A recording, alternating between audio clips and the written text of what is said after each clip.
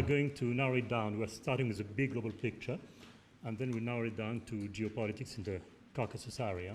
We are about to begin with a discussion, a conversation between two global leaders, President Sarkisian and the former Prime Minister of Italy, who also happened to be the Commissioner, the President of the EU Commission a few years back. So, Mr. President, we are going, I think, about to connect with Romano Prodi. Wonderful. Maybe you'll come to the election. And we are looking forward to this conversation between the two of you. I am connected. I am connected, President. Yes. Good morning, Mr. President. How are you? I'm very well. Nothing has changed since 2 weeks that we met in Rome. Yes. And I would like to continue our discussions that we started 2 weeks ago in Rome about the past and the future. Oh, we have to solve all the problems of the world. Yeah. Well, let's try. Let's try, Mr. President. Of course, No, really, President, I am very happy to join you in our discussion. Let us be frank and free and happy. Excellent. Thank you very much, Mr. President. Of course, our audience knows in detail your life and experience, and I would like to start our discussions. Maybe we can structure in a form the last 30 years of the world, the last 30 years of Europe, and maybe our region, and what's going to happen in the future. Your career as a minister, then prime minister, then the president of European Commission was sort of at the beginning of these 30 years, when the world has changed from bipolar world to one polar. There was even a famous historian saying that this is the end of the history, that nothing will change tomorrow. Well, but since the world is so dynamic, of course, there are no final defeats, there are no final victories, everything is in motion. But my first question will be, when you were starting your political career, Europe and the world that you were entering and you were hoping to have, did it realize, or eventually we got somewhere else rather than what we were planning? Oh, look, nothing happened as we have planned. This is clear. Look, let us start from the fall of the Soviet Union, you know. You mentioned correctly the book, the article, the end of the history. You know, everybody was telling, look, we are now entering in the American century. There will be no problem for one side. The U.S. will be in command, and so secular peace, like that. And step by step, things changed.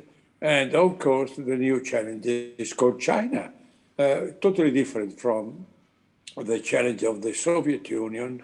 The challenge of the Soviet Union was mainly or only military. There was no challenge in the term of economic challenge, or let's say even the technological challenge was limited to very few fields, mainly linked to the military aspect. And then things developed in a very different way, you know. Symbolically, I started to learn this in the 80s when I was president of Italian public-owned conglomerate IRI, and we were building in the early 80s a seamless pipe plant in Soviet Union in Volgograd, and Volsky, close to Volgograd. And then 2 years later, the Chinese government asked us to build a twin plant. And the Chinese plant was finished, and we used the young Chinese boys to finish the Soviet plant. And so I learned how China was dedicated to the economic development, to building an industrial frame, and totally different from the previous challenge. clearly nobody of us would have never thought that China could have a total continuity of development. This has been, continuity has been the real surprise. And, the challenge is total, because when I was meeting the Chinese president or Chinese prime minister from every year from 1996 to 2028, every year I met them, there was always on the Chinese side the idea that not that China could be democratic, but there was some sort of recognition of the importance of the democratic systems. And but China grows, and the new wave of President Xi, who, taking note of the progress, doesn't have the same, let's say, respect for the democratic system. And the challenge is, look, I deliver. You democratic countries are slow to deliver, and so the world will come to me. And the changes are really, there is an increase of the sense of authority, authoritarian government in the world. And the change, the challenge now is both economic and political. So it's not an unexpected view. It's interesting, Mr. President. You unexpected, yes, probably 30 years ago it was difficult to imagine that China will be where it is today. Yes. Yes. Of course, the success of China is a result of many factors. It's the Chinese system to have a stable governmental structures, have a vision, have a program, to have continuity in power. But would you agree with me that current China is also a result of the sort of a indirect support from Europe, and especially from United States, when a lot of European and American businesses going after bigger market, cheaper workforce, moved their productions from Europe and America to China. While moving there, they also took with them also a lot of know-how. And of course, Chinese are Chinese. The moment you give them your hand, you are a member of the family. So that technology became the basis of the Chinese technology. Do you agree that both Europe and America had their contribution in growth of China? Yes, but it was unavoidable. It was unavoidable. It was the logic of the market system, and the political consequence came too late to understand that. It was too late, and what was underestimated was the technological progress of China. China was reputed to be simply a low-cost supplier, but it was inside China that there was the change. They were able to imitate in the first stage, and then to produce their own economy. And now, it's quite interesting, your question, because now we are in a full fighting between US and China. But, while in high tech or fields linked to the military, say, chapter, you have, a severe control. Trade in the normal goods is going on, like in the past. You have now a terrible tension between US and China, but in Los Angeles, in the Californian harbor, there are difficulties to receive the high number of containers for the Christmas demand. So your question is correct, but it was part of our system to exploit all the best occasions in order to develop the economy. It was a consequence, the only unexpected, let's say, unexpected event was the quick pick up of the technology on the Chinese side. Yes. Since we are speaking about the past, I would like to ask another question. That's the relations of European Union, let's say, with Russia. I mean, we go back early 90s, even discussions were quite intense. Russia was changing, and even at a specific moment, there was an offer from the Russian side to have different relations with NATO. But eventually, we ended up with sanctions from Europe towards Russia. And then eventually, we ended up with anti-sanctions as well from Russia to Europe, and specifically in specific sectors like food.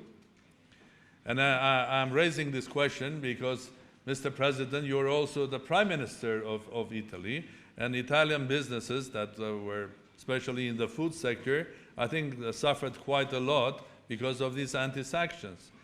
But again, the dynamism of the quantum world has changed the situation. You see, if you look today on Russia, on that sector, Russia was a country, and I don't want to quote any numbers here, that was importing huge volumes of beef.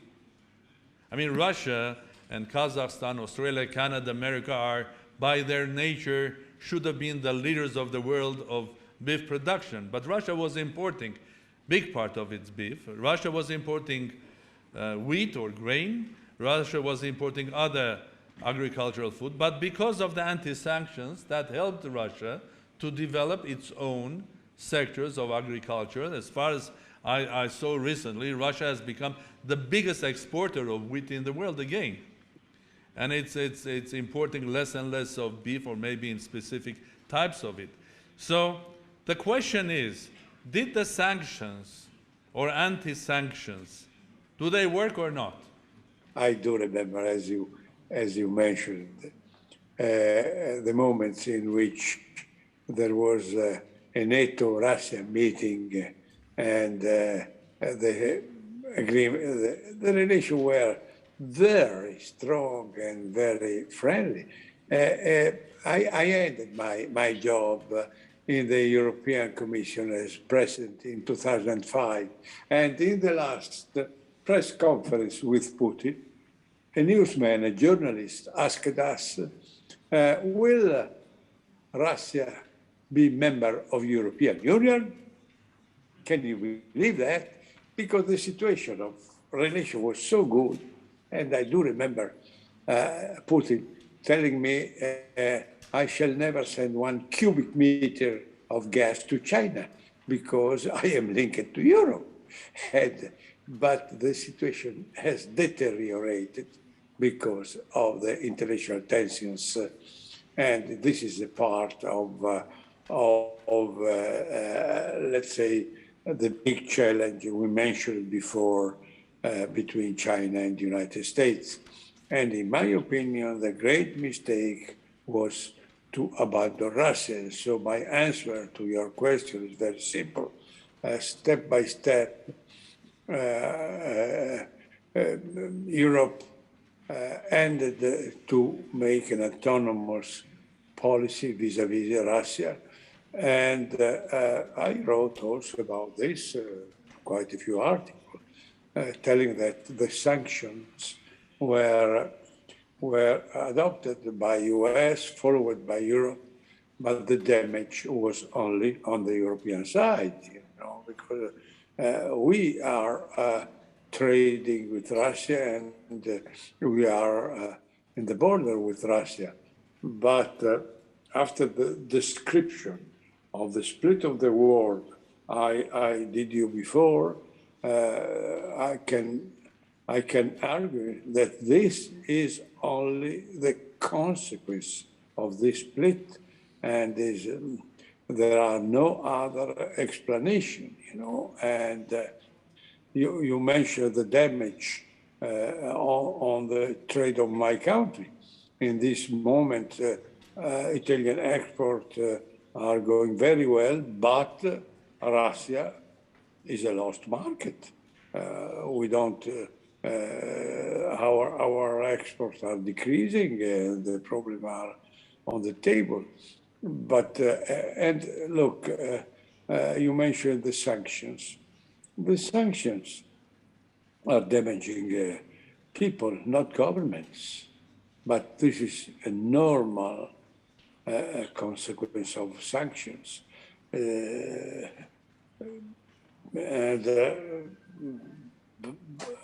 Look, it's difficult to me, but to anybody, to answer to your last question. Which are the perspectives? Yeah. In my opinion, we must have some sort of new wave. I don't say general agreement, but calming down of the tensions, because as you told, there is no interest on the Western side to increase the situation. I do expect some improving of the relation. I am not pessimist, because now is not our interest and no Russian interest. Well, thank you again. The last question from the past is Europe. Brexit, if you can just describe it in a short form, has it made Europe stronger or weaker? Weaker, but more connected. Look, the concept of Europe on the British side was only a trade area. And honestly, during my commission, I was blamed by some people in Europe because I opened the Union, enlarged it to many Eastern countries. But I tell you, I was president of the European Commission at 15 and 25, and the real problems were only for the different strategy of UK. So I am sorry that the UK went out, but I understand that the next European, the progress on the economic cooperation in Europe, next generation EU, it was possible only because UK, only because of Brexit. Otherwise, we couldn't have this stronger progress in the economic Europe. Politically, we didn't make the same progress, and so we have difficulties to develop common defense, a common foreign policy, and the result is that in Libya, that is absolutely close to Europe, in Libya, the command is shared between Turkey and Russia, and Europe is a giant, a fantastic economic giant, but still divided in foreign policy. Yeah. Well, Mr. President, we spoke about the past. Let's try to speak about today and about future. What we see today, as you mentioned it truly, the rise of China. But this world is different not only because of the rise of China, it's different also because There is the rise of the so-called middle powers. Countries like India, countries like Turkey, Brazil, and others, they are having more and more impact on global geopolitics. And I will add here also the rise of small. Because when you look at the current world, which is completely different than 30 years ago. If 30 years ago I would tell the audience that United Arab Emirates will send a satellite to Mars, you will all smile. But now it's a reality. So there is a rise of small. And I would say that there's a rise of small and smart. Well, I call smart those countries that know their strength, and they know how to use that strength in order to make themselves important. And the examples of those type of countries, there are a lot of them, starting from Singapore, Israel, Qatar, United Arab Emirates, and I hope that Armenia will join that club, or is joining that club, too, in the future, to be small but smart and important. So my question is, on one side, we don't have single polar world, and we have multipolar, we have middle strength, middle power countries rising, even the small ones rising. On the other side, events like withdrawal of American and NATO forces from Afghanistan, or the events of last year in Caucasus, the war between Armenia, Azerbaijan, and behind Azerbaijan was clearly a NATO member country like Turkey. So where are we heading, Mr. President? Both globally, and also I would like to hear your opinion about our region, if you would like to comment on that as well. Look, let us not confuse the economic rise and also, let's say, the global rise of middle power. But because of the tension I described it before, they are divided, you know. They simply become, are obliged to choose.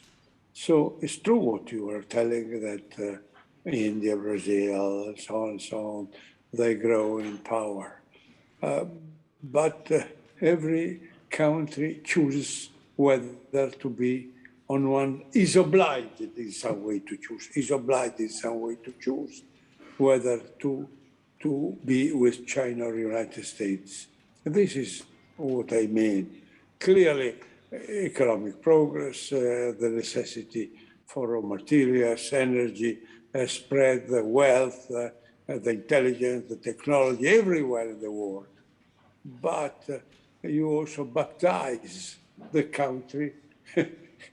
You are pro-Chinese or pro-American, because the two players are working in order to, let's say, to capture, to conquer the alliance of most part of the country. So you have Pakistan with China, India more with the United States, and so on and so on. So you are correct telling that these powers are rising, but not in autonomy, not in autonomy. The world is more divided than before, and you have to choose. Look at Europe. We were in very good agreement, as you mentioned, with Russia and the United States together. Now this is more and more difficult, you know, and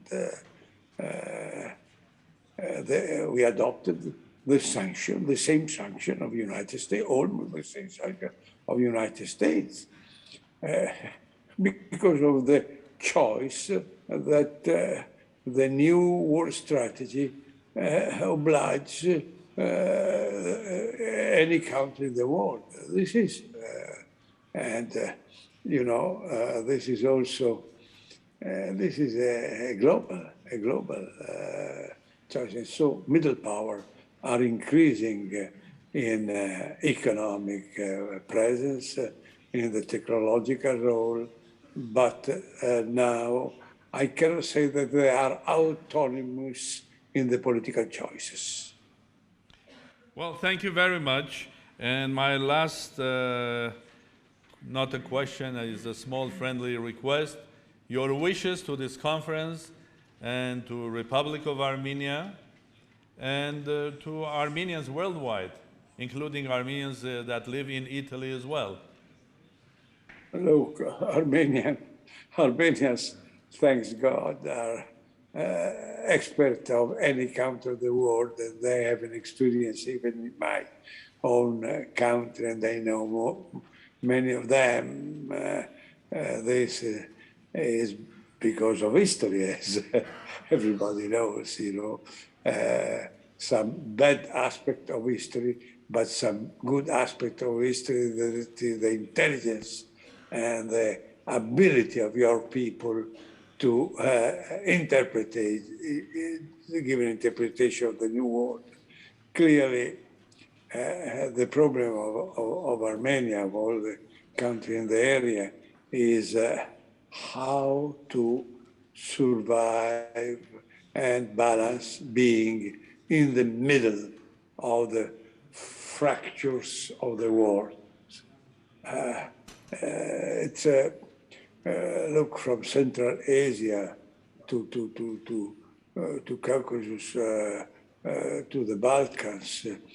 It's you never have stability, and so will not be easy also for the future to guarantee this stability.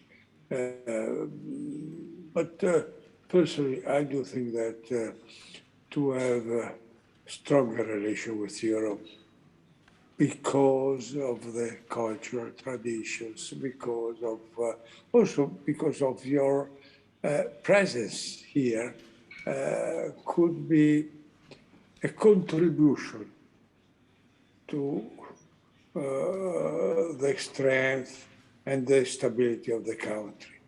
Of course, you cannot transfer the geographical position of Armenia, but to balance and to increase strong links with us will be some sort of, let's say, better guarantee. Clearly, I was honest to describe the weakness of Europe, but step by step, we are really, we did it in the economic field, we are working to do in the political field. Step by step, we are building Europe, and the destiny of Armenia is to be more and more linked to us. Not a total guarantee, but an increase of your independence and, let's say, balancing role in the area. This is what I think. Well, thank you very much, Mr. President. Well, thank you for your thoughts. Of course, this is Summit of Minds, and we'll hear other thoughts as well, and other wishes for Armenia as well. And that's the beauty of this summit, but that we can hear all possible thoughts from friends. We went through difficult times last year, and when you are through difficult times, it's easier to find who are your friends, who are not. But this is our destiny. But it remains to me, Mr. President, to thank you for your contribution to our summit, to thank President, Prime Minister, Minister, but for me personally, the most important, eminent professor of Bologna University as well. Thank you very much. And have a good morning, Mr. President. Thank you. Thank you so much to everybody of you. Bye-bye. Thank you.